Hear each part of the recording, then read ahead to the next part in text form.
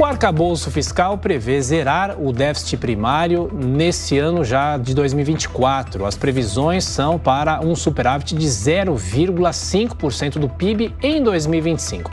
Para falar sobre esse assunto, as discussões no Congresso Nacional, a gente recebe o senador do Podemos de Minas Gerais, Carlos Viana. Senador, mais uma vez, muito obrigado por atender a Jovem Pan. O senhor é sempre bem-vindo. Muito obrigado, meu bom dia. Tiago, a Adriana, ao Luiz Felipe Dávila e a Amanda Klein, uma boa semana para todos nós.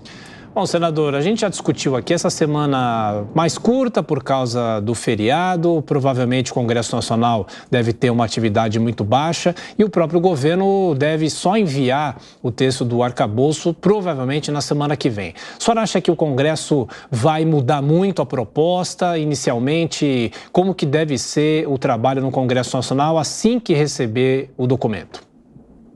Bem, essa questão da reforma tributária, ela está madura dentro dos congressistas. Já vem sendo discutida há pelo menos 4 anos, é um assunto que começou lá em 2019, quando eu tomei posse. Logo depois tivemos atrasos por conta da questão do Covid, mas as duas medidas, tanto a 110 quanto a 46, continuaram sendo discutidas nas casas de origem, uma da Câmara e outra do Senado. E hoje, o que se quer é que o país realmente tenha uma resposta com relação a essa loucura, vamos usar essa expressão, tributária em nosso país. A meu ver, e isso já vinha sendo colocado pelos líderes já nos últimos 2 anos, a simplificação ela será um passo bem mais tranquilo do que propriamente depois a definição dos chamados setores que serão atingidos pela reforma, porque nós temos que pensar que uma alíquota única, ela dificilmente vai ser aprovada.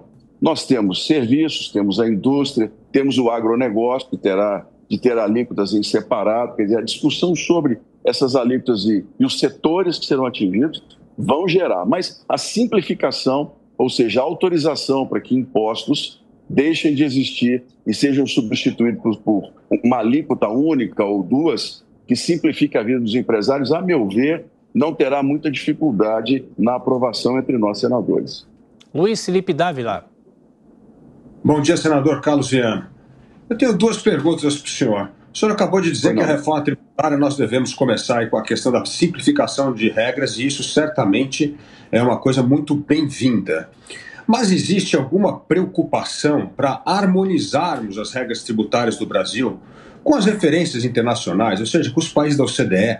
Porque o problema da nossa complexidade tributária é que ninguém entende a questão desse manicômio tributário que o Brasil vive, e isso prejudica demais a competitividade. Então, a primeira coisa, o Congresso está preocupado em harmonizar essas regras com as melhores referências internacionais para que nós tenhamos um sistema tributário que seja compreendido pelo resto do mundo?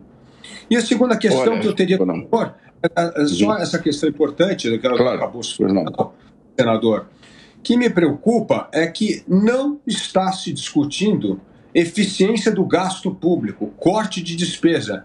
O governo apresentou um arcabouço fiscal que 150 bilhões de reais vai ter de ser descoberto, entre aspas, aumentando receita. E isso assusta todos os brasileiros que não aguentam mais pagar tributo, e isso parece que é assim, uma licença para aumentar imposto.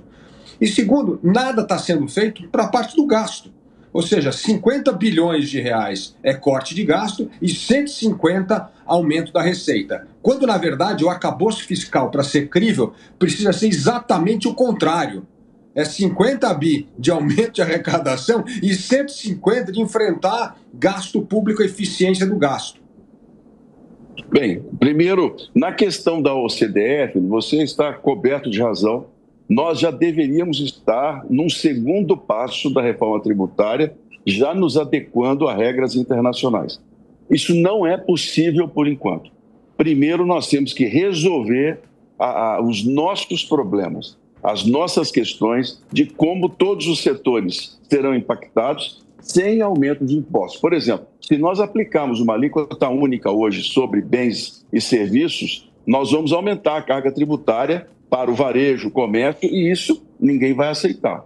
Segundo ponto, se nós fizermos isso sobre o agro também, o produtor rural tem uma tributação em separado, nós aumentaríamos a carga para o agro e isso também vai gerar muito problema, dificilmente vai ser aceito. Então, antes de pensar na OCDE, que eu concordo, mas nós temos que resolver os nossos problemas aqui internamente. A segunda questão é a seguinte: primeiro, nós temos que definir a unificação de impostos. Nesse ponto, eu caminho com o vice-presidente Geraldo Alckmin, que tem muita experiência e que, a meu ver, deu a opinião mais sóbria até o momento por parte do governo em relação a esse assunto. Vamos avançar naquilo que é possível, simplificar para dar chance e menor tempo de gasto a quem gera emprego. Agora, sobre o arcabouço fiscal no restante das discussões, eu concordo plenamente com você o seguinte: o único ponto, senhores e senhoras, que é possível você mexer no chamado teto de gastos sem você criar um descontrole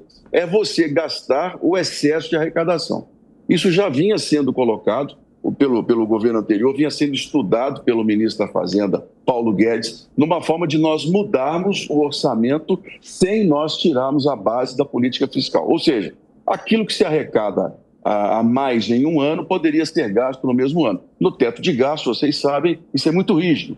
O dinheiro, excesso de um ano, tem que ser passado para o outro. Então, o governo usou e potencializou esse único ponto. Só que ele potencializou com uma visão de arrecadação que, a nosso ver, hoje não é possível. Não há como você, no patamar que nós estamos, acompanhando os dados do primeiro trimestre e possivelmente se repetirem no segundo trimestre, de que se consiga zerar um déficit no final deste ano e se gerar superávit no ano que vem. Para isso, Amanda, o governo tem que dar gestos. Gestos para os investidores, gestos para o mercado, retirar a desconfiança e insegurança sobre a política fiscal. O governo não vive apenas da arrecadação do dinheiro que entra no caixa, ele vive da expectativa que ele gera.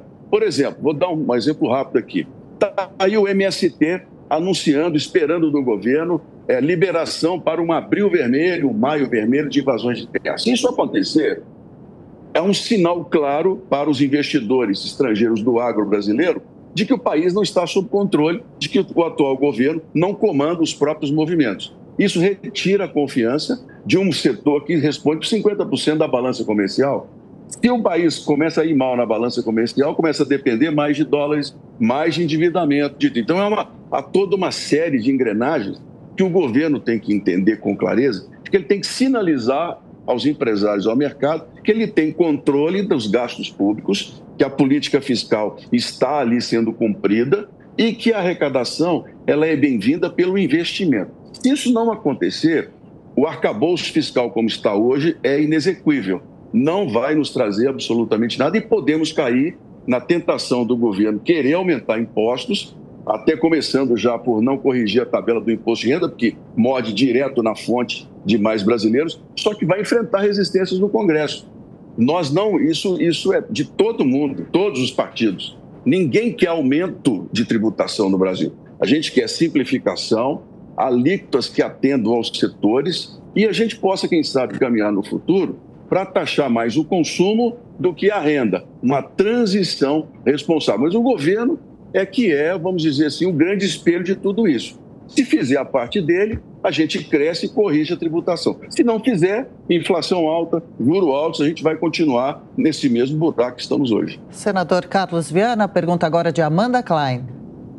Pois não. Senador, bom dia. Pegando de onde o senhor deixou, até estávamos discutindo antes do senhor entrar no ar, justamente sobre essa parte das medidas que o governo, o ministro da Fazenda, Fernando Haddad, prometeu enviar ao Congresso nas próximas semanas para rever medidas tributárias, que ele chamou de jabutis tributários. Então, rever as desonerações de alguns setores, possivelmente, e taxar outros. Casas de apostas eletrônicas, sites estrangeiros, como os gigantes chineses, gigantes asiáticos, os fundos exclusivos, que são aqueles fundos dos super ricos, das famílias ricas.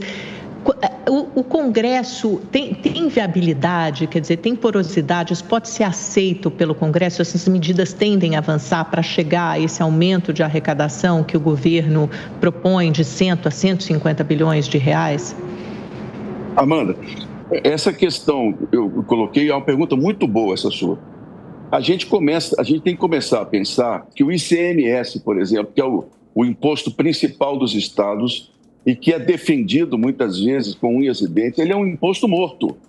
O ICMS ele vem caindo a cada ano a arrecadação ele é forçado, muitas vezes, em aumentos de gasolina, de combustíveis. Os governos estaduais faziam isso até uma PEC que nós fizemos, que limitou, por exemplo, no combustível, mas gerou para os governadores uma situação complicada. Então, o primeiro passo é nós sairmos daquela coisa de caixa de entrada e saída do ICMS e partimos para os impostos mais modernos. Isso, Dávila e você, é um futuro que nós temos que ter. Por exemplo, esses sites chineses, até um determinado valor, eles não são tributados.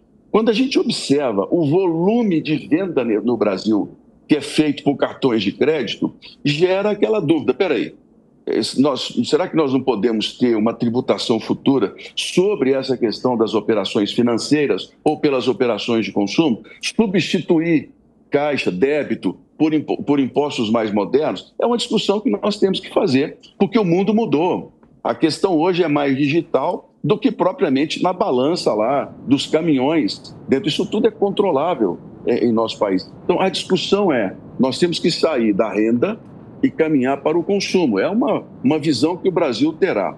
Com relação aos dividendos, que você colocou, os superfundos e aos dividendos. Os dividendos atingem uma parcela muito pequena da população, mas os mais ricos.